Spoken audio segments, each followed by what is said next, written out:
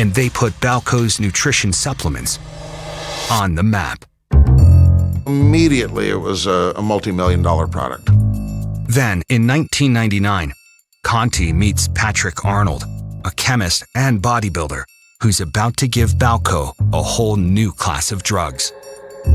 He told me about this substance that he had, and he didn't call it a steroid, and he just said it seems to help with recovery.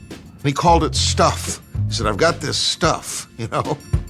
What Arnold has is a powerful and illegal designer steroid with startling effects.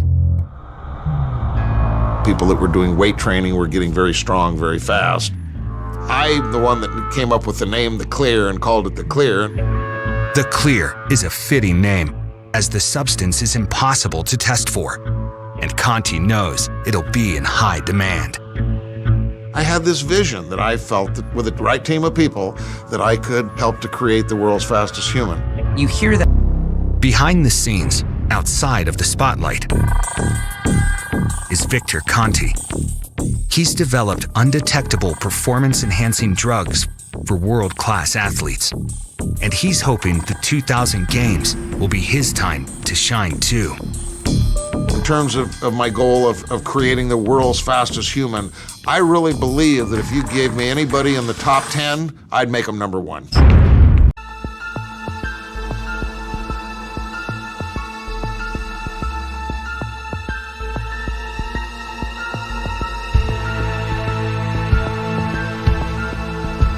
Yes, I've been called a lot of names, from Dr. Frankenstein to the Saddam Hussein of sport. One journalist even said that I was the Adolf Hitler of sport who was attempting to create a new race of athletes. He was the king. I mean, he was the king, bottom line.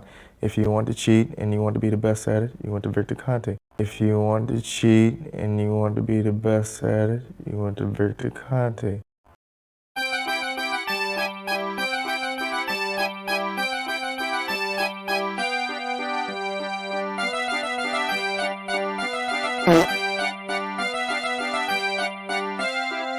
But wait, there's more.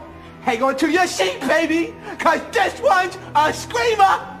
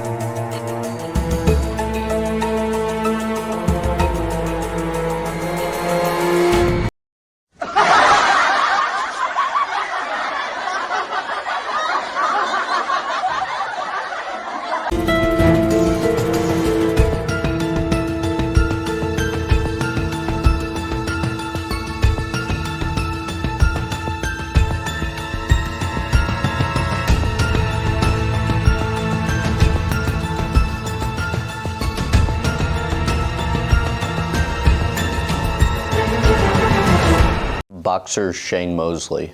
How did you both begin working together?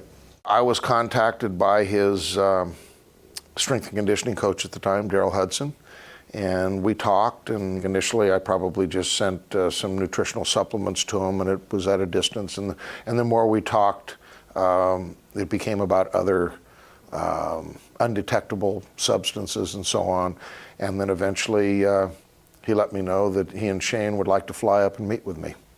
And so on Saturday, June 26, 2003, that's what happened. They flew from Southern California up to Oakland Airport, and they were picked up in a limousine. Actually, the company that was a couple doors down from Balco, Gateway Limousine, and brought over, and he had his blood collected first at the hospital over the freeway, and then we had a little chat, and then he got his blood collected, and then he came back, and we talked about some of the substances and methods that could be available to him.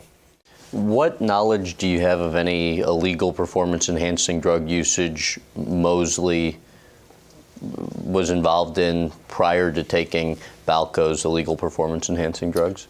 You hear a lot of rumors, You know, you hear things about this guy and that guy, and he had used performance-enhancing drugs before he ever met me. Now, whether that's true again, you know, I don't know. I'm just telling you that's what I'd heard. You've said you taught him how to inject himself, and you even were nearby when he injected himself with EPO. What do you recall from that? I was sitting at my desk, and he was sitting directly across from me, and behind him was Daryl Hudson, a strength and conditioning coach. And once we got to the portion where it was time to learn how to administer the drugs, I came around the desk, and he stepped back over here, and we sat knee to knee, and I basically showed him specifically how to inject EPO. And I basically showed him specifically how to inject EPO. We did something called a double saturation point method, which means that you take half of it and put it in one side of your belly button, and the rest you put into the other side. And it increases the effectiveness of the drug by doing half a cc here and half a cc here, as opposed to a single injection.